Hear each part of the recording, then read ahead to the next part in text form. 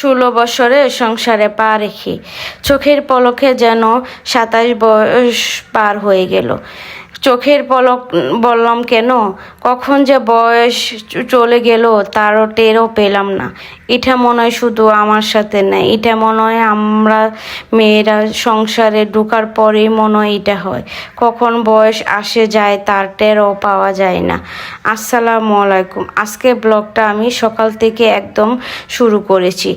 অনুরোধ রইল পুরো ভিডিওটা দেখে যাবেন, একটা লাইক একটা কমেন্ট করে যাবেন, তাতে আমি ভিডিও বানাতে আরও আগ্রহী হব। আজকে সকাল সকালেই বৌয়া রান্না করে নিলাম। সুন্দর করে বৌয়াটা রান্না করব যেমন খেতে ভালো হয়। বৌয়ার সাথে সবসময় শুটকির ভর্তা বানানো হয়, কিন্তু আজকে ঘরে ছিল না, তার জন্য আজকে আর বানাইনি। কি আর করায়। তারপর 2টা ডিম সিদ্ধ করে ডিমের ভর্তা আমি বেশি করে শুকনো মরিচ দিয়ে এবং পেঁয়াজ দিয়ে আমি সুন্দর করে বানিয়ে নেব। তার সাথে একটু সরিষার তেল দিব। সরিষার তেলটা দিলে কি ডিমের ভর্তার ফ্লেভারটা না খুবই ভালো আসে। এই তো আমার ডিমের ভর্তা বানানো শেষ। এখন চলে আসলাম বৌয়াটা পরিবেশন করার জন্য। আমি সুন্দরভাবে প্লেটে সাজিয়ে নিলাম। এই তো সকালের খাওয়া দাওয়া শেষ, এখন চলে আসলাম দুপুরে কি রান্না করব তার জোগাড়যন্ত্র করতে। এই যে ঘরের ভিতরে মাছ ছিল না, মুরগি ছিল, মুরগির মাংসই আজকে দুপুরের খাওয়া হবে। শুধু তো মুরগির মাংস দিয়ে হবে না, দেখি আর কি রান্না করতে পারে। এই যে মুরগির মাংসটা আমি সুন্দরভাবে ভিজিয়ে নেব পানিতে। আমি তেমন গুছিয়ে কথা বলতে পারি না, যদি আমার কথার মধ্যে যদি ভুল হয় তাহলে ক্ষমা দৃষ্টিতে দেখবেন। এই তো আমি মুরগির পাগুলো সুন্দর করে পরিষ্কার করে নিয়েছি। আমি চেষ্টা করি মুরগি আনলে মুরগির পাগুলো জমিয়ে একসাথে রান্না করতে, কারণ মুরগির পাটা খেতে আমার হাজব্যান্ড খুবই পছন্দ করে। তার জন্যই আমি মুরগির পা আনলে আমি সাথে সাথে রান্না করি না, কয়েকটা জমলে তারপর আমি একসাথে পাগুলো রান্না করার চেষ্টা করি। সুন্দর করে পা আমি গরম পানি দিয়ে সুন্দরভাবে পরিষ্কার আমি করে নিলাম। এখন পাগুলো যখন শেষ হয়ে গেল, এখন তো রান্না করার পালা। তার জন্য সুন্দর করে পায়ে ফেনে তেল গরম করে পেঁয়াজ দিয়ে সুন্দরভাবে আমি মুরগির মাংসটা রান্না করে নিব। এটা ব্রয়লার মুরগি, তো ব্রয়লার মুরগির মধ্যে একটু মশলা একটু বেশি দিতে হয়। একটু ঝাল ঝাল হলে ব্রয়লার মুরগিটা খেতে কিন্তু একটু ভালো হয়। ব্রয়লার মুরগির মধ্যে আমি সবসময় চেষ্টা করি একটু মশলাগুলো একটু বেশি দিতে। মুরগির রেসিপিটা তো আর বলবো না, মুরগির মাংসটা আপনারা যেভাবে রান্না করেন আমি ঠিক সেইভাবে রান্না করে নিচ্ছি। এটার বলার কোনো কিছু নেই। এখানে আমি সব গরম মশলা দিয়ে ভালোভাবে পেঁয়াজের সাথে সুন্দরভাবে কষিয়ে নিব। তারপর কষানো শেষ হলে আমি মুরগির পাগুলো সবার প্রথমে দিয়ে নিব। মুরগির পাগুলো একটু ভালোভাবে কষিয়ে নেওয়ার পর এখন আমি এক এক করে মুরগির মাংসগুলো দিয়ে সুন্দরভাবে কষিয়ে নিব। ব্রয়লার মুরগি না আমার কাছে খেতে ভালো লাগে না, তারপরও বাচ্চার জন্য আনতে হয়। আমার ছেলে আবার ব্রয়লার মুরগিটা খেতে খুবই পছন্দ করে। এখানে আমি আমার ছাদের কলমি শাকটা রান্না করে নেব।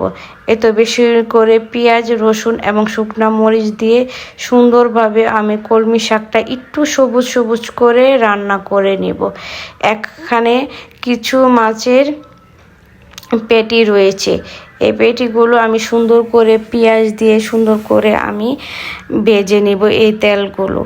এখন বিকাল হয়ে গেল। বিকালে আসার পর একটু ছাদে চলে আসলাম গাছগুলোর একটু যত্ন নেওয়ার জন্য। গাছগুলো এসে দেখে গাছগুলো যেমন একদম শুয়ে আছে। এই তো আমার কলমি শাকগুলো দেখেন না যেন মরে গেছে। তার কি করা, তারপরও আমি সুন্দরভাবে সব গাছগুলোর মধ্যে পানি দিচ্ছি।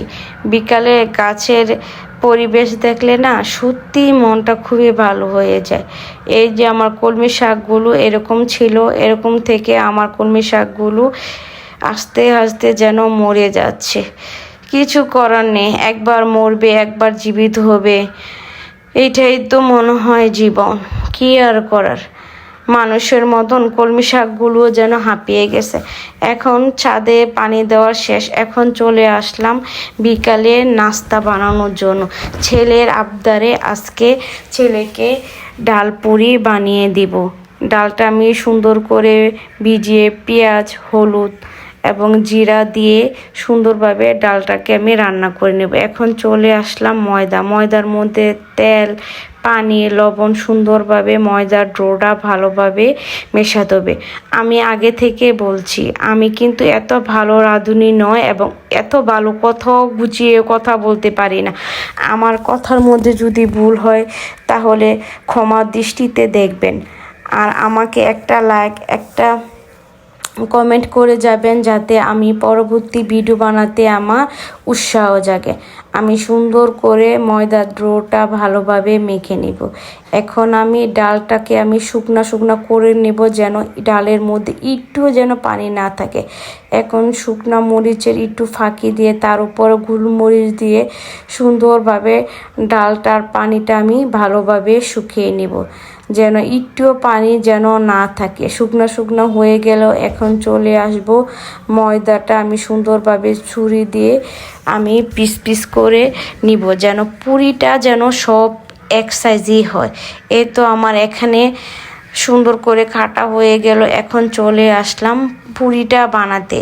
এই তো আমি সুন্দর করে একটু ময়দার একটু ডো নিয়ে সুন্দরভাবে তার ভিতরে ডালের পুর দিয়ে সুন্দরভাবে মাঝখানে দিয়ে মুখটা আমি ভালোভাবে চেপে দেব যেন ডালটা যেন না বেরিয়ে আসে। এই যে আমি এক করে আমি সবগুলো ময়দার ডোর ভিতরে আমি ডালের পুরগুলো আমি দিয়ে নিব।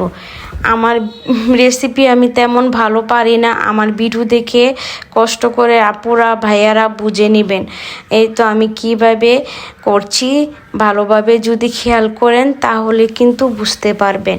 এই তো আমার পুরির পুর বড়া শেষ। এখন চলে আসলাম বেলাবেলি করার জন্য। আমি এক করে সবগুলা পুরি বেলে নেব। আমি দুইভাবে পুরি বানিয়ে আজকে আপনাদেরকে দেখাবো। একটা বেলুন দিয়েও বেলে বানানো যায়, আর একটা হচ্ছে হাত দিয়ে চেপে বানানো যায়। দুইভাবে আমি বানিয়ে থাকি। এই তো আমি চ্যাপটা করে একটা হাত দিয়ে চ্যাপটা করে আস্তে করবেন যেন ডালটা যেন বেরিয়ে না আসে। একটু মোটা করে করবেন যেন একটু মোটা করে করলে কি পুরিটা একটু ভালোভাবে একটু ফুলবে। এই তো আমি আবার আরেকটা বেলে দেখাচ্ছি। এইভাবে এক করে আমি সবগুলো পুরি বানিয়ে নেব। এখন চলে আসলাম তেলে ভাজার জন্য। এই যে আমি এক করে ডাল পুরিগুলো দিয়ে দিচ্ছি। আমার ডাল পুরিগুলো আবার সুন্দর হয়ে ফুলেছে। এই যে আমি ডাল পুরিগুলো এক করে বাছছি আর আমার ছেলে এখান থেকে এক করে নিয়ে খাচ্ছে। যাই হোক, ওর জন্যে বানানো, ও খাবে না তো কে খাবে।